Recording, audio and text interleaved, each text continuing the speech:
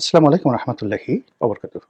সম্মানিত দর্শক, বেগম খালেদা জিয়ার অনুপস্থিতিতে বাংলাদেশ জাতীয়তাবাদী দল বিএনপি যে ঐতিহাসিক সন্ধিক্ষণ পার করছে, খালেদাবিহীন বাংলাদেশে এবং খালেদাবিহীন বিএনপিতে এই মুহূর্তে কি রসায়ন হচ্ছে এবং আগামীতে কি ধরনের সমস্যা তৈরি হতে পারে, আমার ক্ষুদ্র বুদ্ধি অনুযায়ী সেই কথাগুলো বলার চেষ্টা করব। আপনারা সবাই জানেন যে এই মুহূর্তে বাংলাদেশে বিএনপির কোনো বিকল্প নেই। দেশের রাজনীতি, সামনের নির্বাচন, ডক্টর মোহাম্মদ ইউনূস সরকারের কর্মকাণ্ড চালিয়ে নেওয়া এবং ডক্টর মোহাম্মদ ইউনূসের সেফ এক্সিট থেকে শুরু করে দেশের স্থিতিশীলতা, এমনকি স্বাধীনতা, সার্বভৌমত্ব রক্ষা সহ সেনাবাহিনী, পুলিশ বাহিনী, রাষ্ট্রীয় কাঠামো, এটাকে চলমান রাখার জন্য যে পলিটিক্যাল শক্তি দরকার, রাজনৈতিক শক্তি দরকার, সেই রাজনৈতিক শক্তির পুরোটাই এই মুহূর্তে বলতে গেলে বিএনপির উপর নির্ভর করছে।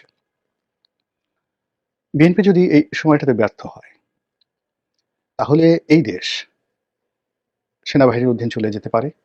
এই দেশ দক্ষিণপন্থী গ্রুপ, ইসলামিস্ট যারা রয়েছেন, তাদের কবলে চলে যেতে পারে অনেকটা আফগানিস্তানের তালেবানি কায়দায়।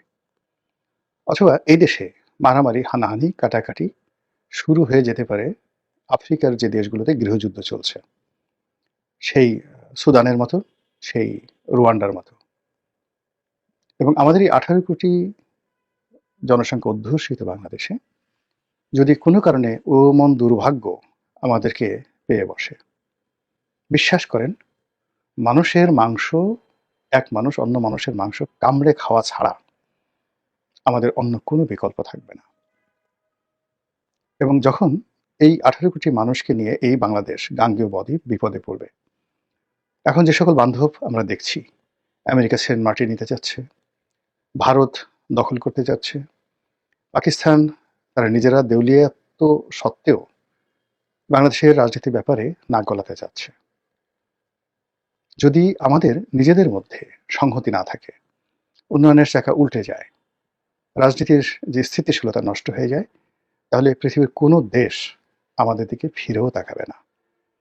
আমরা এই ঢাকা শহরে বসে বসে যারা বিভিন্ন রকম কথাবার্তা বলছি, বিশ্বাস করেন, সেই হেলাল হাফিজের কবিতার মতো গ্রাম থেকে লক্ষ লক্ষ মানুষ শহরে আসবে। কোন বাড়িতে খাবার আছে, কোন বাড়িতে অর্থ আছে, খুঁজে খুঁজে প্রত্যেকটা বাড়ি থেকে মানুষ মেরে 5 কেজি চাল, 1 কেজি চাল, এক মুঠো ডাল নেওয়ার জন্য খুনোখুনি শুরু করে দেবে। আজ প্রায় 15 লক্ষ রোহিঙ্গাকে আমরা খাওয়াচ্ছি রাষ্ট্রীয় অর্থে। বিদেশিরা সামান্য কিছু দান খয়রাত করছে। এই 15 লক্ষ দুর্ধর্ষ রোহিঙ্গা কক্সবাজার অতিক্রম করে চট্টগ্রাম চলে আসবে, নোয়াখালী, কুমিল্লা থেকে শুরু করে ঢাকার উপকেন্দ্রে চলে আসবে এবং আমাদেরকে ছিঁড়ে কুটে খেয়ে ফেলবে। এই যে সমস্যাগুলো, এই সমস্যাগুলো কেবলই মাত্র রাজনৈতিক নেতৃত্ব দ্বারা নিয়ন্ত্রণ করা সম্ভব। কোনো পুলিশ দ্বারা, কোনো মিলিটারি পাওয়ার দ্বারা, কোনো অ্যাটমিক বোমা দ্বারা এই যে চলমান সমস্যাগুলো যেগুলো চলছে, এগুলোর যে ভয়াবহতা, সেই ভয়াবহতা থেকে দেশ এবং জাতিকে রক্ষা করা সম্ভব নয়। এখন রাজনীতির ময়দানে যে ভারসাম্যহীনতা চলছে, আওয়ামী লীগের অবর্তমানে যে একটা বিরাট শূন্যতা, সেই শূন্যতার মধ্যে ছোট ছোট রাজনৈতিক দলগুলো গত 17 মাসে যারা একটি ওয়ার্ডের, মানে গ্রাম অঞ্চলের যে ওয়ার্ডগুলো রয়েছে, ইউনিয়ন পরিষদের যে ওয়ার্ড, সেখানে 2 থেকে 2,500 ভোট পেলে একজন মেম্বার হতে পারে। তো এরকম 2 থেকে 3,000 ভোট পাওয়ার যাদের যোগ্যতা নেই, এরকম অন্তত পক্ষে 1,000 লোকের তৈরি হয়েছে, সৃষ্টি হয়েছে, যারা 2,000 ভোট পাওয়ার কোনো যোগ্যতা এখন পর্যন্ত নেই। কিন্তু গত 17 মাসে এরকম 1,000-এর মতো নতুন নেতা, তারা মনে করছে যে তারা এমপি হতে পারে, তারা মন্ত্রী হতে পারে, তারা প্রধানমন্ত্রী হতে পারে, তারা রাষ্ট্রপতি হতে পারে। এবং তারা এই যে তাদের যে অভিলাষ, সেই অভিলাষটাকে পূর্ণ করার জন্য তারা মব করেছে, জুলুম করেছে, অত্যাচার করেছে এবং রাষ্ট্রের যে মৌল ভিত্তিগুলো আছে সেখানে তারা একের পর এক আঘাত করেছে এবং তারা বিজয়ী হয়েছে। আর এখন এই সময়টিতে এসে 2025 সনের আমি যে ভিডিওটি করছি, শেষ রজনীতে, অর্থাৎ 31শে ডিসেম্বর রাত্রে আজকের দিনের বাস্তবতা হলো ওই ১,০০০ লোক যারা এই সমাজের যারা পিলার ছিল, রাজনীতির শক্তি ছিল, রাষ্ট্রযন্ত্রের শক্তি ছিল, তাদের সবাইকে বলতে গেলে অক্ষম করে, নির্মূল করে, ভয় দেখিয়ে তারা যে বাংলা ভাষায় যেটাকে বলা হয় তাফালিং, তারা যে তাফালিংগুলো করেছে, এখন এই সময়টিতে এসে তারা অলমোস্ট সবাই চুপসে গেছে। ১,০০০ তো দূরের কথা, এখন একজন লোকও ওই যাকে বলা হয় মব করার মতো, যারা একসময় মব করতো, তারা কেউ আর এখন আগের অবস্থানে নেই। তারা বুঝতে পেরেছে যে ৩,০০০ ভোট তারা পাবে না, অধিকন্তু এই সমাজ তাদের জন্য ভয়ঙ্কর হয়ে পড়েছে। তো ধরুন একটা সমাজে বা একটা বনে ১,০০০ হাতি আছে। তো এমন একটা পরিবেশ তৈরি হলো যে ১,০০০ হাতি এই বন থেকে চলে গেল, আর বনের যে খরগোশ আছে যারা, তাদের ১,০০০টি বেলুন তৈরি করা হলো হাতির মতো করে, তার মধ্যে একটা খরগোশ ঢুকিয়ে দেওয়া হলো। তো সেই হাতিগুলো বেলুনের মধ্যে থাকা খরগোশগুলো হাতির সুরত ধরে তারা সেই ১৬-১৭ মাস পুরো জঙ্গল তারা তাণ্ডব চালালো। এবং বনের অন্যান্য যারা প্রাণী রয়েছে, সেটা সজারু, হরিণ, শিয়াল ইত্যাদি যে প্রাণীগুলো আছে, তারা ওই হাতিকে হাতির যে বেলুন কাঠামো, সেই কাঠামোর মধ্যে মূলত খরগোশ, তাদেরকে হাতি মনে করে তাদের ভয়ে থর থর থর থর করে কাঁপলো। এরপর একটা সময় সব বেলুনগুলো ফুটো হয়ে গেল, খরগোশগুলো পাতার আড়ালে লুকিয়ে গেল। তখন বনের মধ্যে যে ভারসাম্যহীনতা তৈরি হবে, আমাদের এই সমাজে এখন ঠিক সেই রকম ভারসাম্যহীনতা শুরু হয়ে গেছে। এখন সরকারের কোনো সেক্রেটারি, জেলার কোনো DC, SP, OC, chairman, member, সংসদ সদস্য, পৌরসভার মেয়র, মন্ত্রী, এই যে পদ পদবী ধারী যে লোকজন, তাদের অস্তিত্ব নেই। আর আগামীতে তারা এই পদ পদবীতে এসে রাতারাতি কোনো কিছু করবে, সেই ব্যাকবোনটি অর্ধেকটা নষ্ট হয়ে গেছিল সেই শেখ হাসিনার জামানাতে, তার নিজের দলের মধ্যে আর অন্য দলের মধ্যে জাস্ট 50% আপনার ব্যাকবোন নষ্ট হয়ে গেছে। জুলাই আগস্ট বিপ্লবের পরে আওয়ামী লীগের যে লোকজন, যাদের অতিরিক্ত লোভ, কামনা, বাসনা ইত্যাদি কারণে যাদের 50% ব্যাকবোন নষ্ট হয়ে গিয়েছিল, তারা সব পালিয়ে গেছে। আর আওয়ামী বিরোধী শক্তিদের যে 50% ব্যাকবোন ছিল আওয়ামী লীগ জামানাতে, তাও এই গত 17 মাসের মবের কারণে ওই যে হাতিরূপী খরগোশদের যে দাপটে দেখা গেল যাদের আরো 30% সেই ব্যাকবোনের যে শক্তি, সেই শক্তি নষ্ট হয়ে গেছে। এটা কিভাবে? দুটো উদাহরণ দিলে বুঝতে পারবেন। আপনি সেই মুক্তিযোদ্ধা ফজলুর রহমান, ওনার সেই 17 মাস আগের একটা ভিডিও দেখেন, চেহারা দেখেন, কথাবার্তা শুনেন, আর এখন ওনার বক্তব্য শুনেন।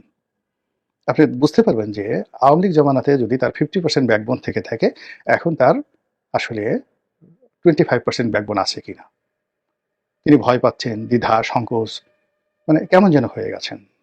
আপনি যান রুহুল কবির রিজভীর দিকে, আপনি যান মির্জা ফখরুল সাহেবের দিকে, তারপরে অন্যান্য যে সকল বিএনপির যারা নেতৃবৃন্দ রয়েছেন, মির্জা আব্বাসের দিকে তাকান, দেখবেন যে আওয়ামী লীগ জামানাতে তাদের যে কণ্ঠস্বর ছিল, কথাবার্তা ছিল, দাপট ছিল, সেটা এখন আর নেই এই 17 মাসের অবস্থার কারণে। তো এরকম ধরুন আপনার এখন যে ব্যাকবোন আছে, ব্যাকবোন তো বুঝেন মেরুদণ্ড, সেই মেরুদণ্ড ঘাড়ের সাথে, এই মেরুদণ্ড দিয়ে ফুল আপনার যখন শক্তি থাকে, আপনি 1 মন বোঝা মাথায় করে নিতে পারেন। বোঝার চেষ্টা করুন। যদি আপনার ব্যাকবোনটি 30% থাকে, তাহলে আপনি 1 মন যদি হয় 40 কেজি, 40 কেজির 30% আপনি মাথায় নিতে পারবেন, তাই নয় কি? আচ্ছা, এখন যারা রাজনীতিবিদ রয়েছেন, দেশের যে বোঝা, সেই বোঝার তাদের অংশে যেটি আছে, সেই অংশের 30% তারা নিতে পারবেন মাথায়। বাকি 70% তা যত দামি হোক, যা কিছু হোক, তাদেরকে রাস্তায় ফেলে দিয়ে যেতে হবে, কারণ ওটা মাথায় নিলে মরে যাবে। আর আওয়ামী লীগের যে লায়াবিলিটিসগুলো রয়েছে, সেখানে যে তাদের যে লায়াবিলিটিস, তাদের যে চাহিদা, সেটার দায়িত্ব কিন্তু এই যে অনলি 30% যারা মেরুদণ্ডের অধিকারী, তাদেরকে এই দায়িত্ব নিতে হচ্ছে।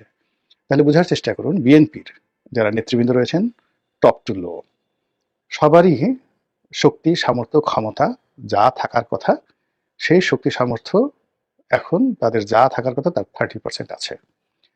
তো এই 30% শক্তি সামর্থ্য দিয়ে তাদেরকে অন্যান্য সময় যদি আওয়ামী লীগ থাকতো বা অন্যান্য রাজনৈতিক দলের স্বাভাবিক অবস্থা থাকতো, তাহলে তারা যে দায় দায়িত্বগুলো মাথায় বা বোঝা মাথায় এগুলো নিতেন, তার চাইতে অন্তত ৪-৫ গুণ বোঝা তাদেরকে নিতে হচ্ছে। ফলে কি হলো, আইদার তারা মরবে, অথবা এই দেশের যে সমস্যাগুলো আছে, সম্পদগুলো আছে, যা কিছু আছে, সব রাস্তায় পড়ে থাকবে। অর্থাৎ কিয়ামতের ময়দানের মতো অবস্থা হয়ে যাবে। মানুষ এই দুনিয়াতে কিছু টাকা পয়সার জন্য কত কিছু করে। তো কিয়ামতের ময়দানে সমস্ত পৃথিবীর লুকায়িত ধনসম্পদ, হীরা, মণি, মুক্তা, জহরত, যেগুলো আকাশে, বাতাসে, পানিতে, মাটিতে মিশ্রিত অবস্থায়, লুকায়িত অবস্থায় আছে, আল্লাহ সেদিন সব উন্মুক্ত করে দেবে।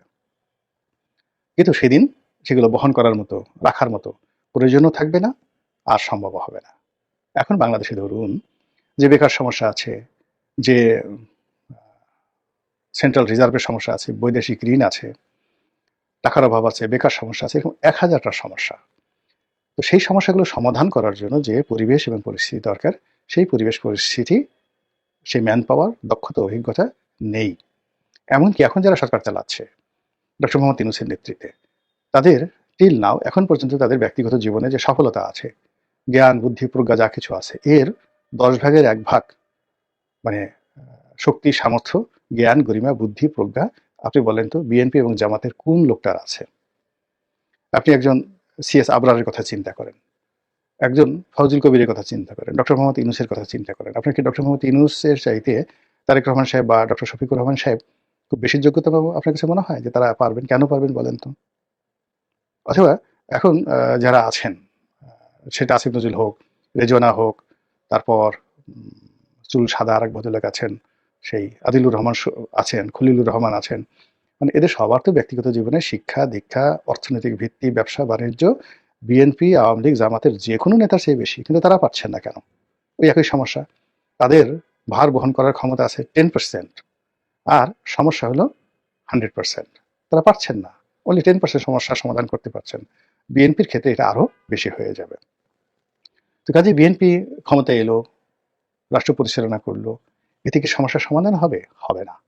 অধিকন্তু বিএনপির যে অভ্যন্তরীণ দ্বন্দ্ব সংঘাত, ক্রন্দল যেটা রয়েছে, সেটি বেগম জিয়ার অনুপস্থিতিতে আগামী ৭ থেকে ১০ দিনের মধ্যে এমন প্রবল আকার ধারণ করবে যে বিএনপি দেশ জাতি ইলেকশন নিয়ে চিন্তা করা তো দূরের কথা, নিজের ঘর সামলানোর জন্য তাকে মানে ১০ বার দৈনিক ১০ বার ইয়ানফসি ইয়ানফসি বলতে হবে। দ্বিতীয়ত, বেগম জিয়াকে ঐক্যের প্রতীক মনে করে বিএনপির উপরে অনেকে রহম করেছেন, অনেকে বিএনপিকে সমীহ করেছে। বেগম জিয়ার সাথে অনেকের ব্যক্তিগত সম্পর্ক, বিশেষ করে জামাতের ব্যক্তিগত সম্পর্কের কারণে অনেক কিছু হয়নি। কিন্তু আগামী ১৫ দিনে দেখবেন যে জামাত ধৈর্য হারিয়ে ফেলেছে। ধৈর্য হারিয়ে ফেলার পর বিএনপি ধৈর্য হারিয়ে ফেলবে। এর ফলে কি হলো, ১৭ বছর পরে তারেক রহমান সাহেব বাংলাদেশে যে এসেছে, তিনি এই যে চলমান সমস্যার মানে আগা মাথা কোনো কিছুই বুঝতে পারবেন না। এটা কেউ বুঝতে পারে না। সম্রাট বাবরও পারেননি, আলেকজান্ডারও পারেননি, তাকে ভারত থেকে চলে যেতে হয়েছিল। তো কাজেই এই যে সামনে যে দিনগুলো, তারেক সাহেব এসছেন, নতুন নেতৃত্ব তৈরি হচ্ছে, সামনে ইলেকশনের যে শিডিউল, সেই শিডিউল অনুযায়ী প্রস্তুতি নেওয়া, ইলেকশনে জয়লাভ করা, ভোটার আনা, তারপর শেষে ক্ষমতা গ্রহণ করা, ইত্যাদি সবকিছু। এর মধ্যে ভারতের হেজিমনি, পাকিস্তানের ইন্টারফিয়ারেন্স, আমেরিকার যাকে বলা হয় এখানে নানা কূটনৈতিক তৎপরতা, পশ্চিমাদের চাপ, ডক্টর মোহাম্মদ ইউনূসের সরকারের সমস্যা, আওয়ামী লীগের বিভিন্ন ফোড়ন কাটা চক্রান্ত, সব মিলিয়ে আপনার কাছে কি মনে হচ্ছে খালেদা জিয়াবিহীন যে বাংলাদেশ বা বিএনপি, এটা কি বর্তমান বিএনপি যারা নেতৃত্ব রয়েছে তাদের জন্য খুবই সুখকর হবে নাকি কঠিন হবে? মহান আল্লাহ আমাদের সবাইকে হেদায়েত দান করুন এবং হেফাজত করুন। আসসালামু আলাইকুম ওয়া রাহমাতুল্লাহি ওয়া বারাকাতুহু।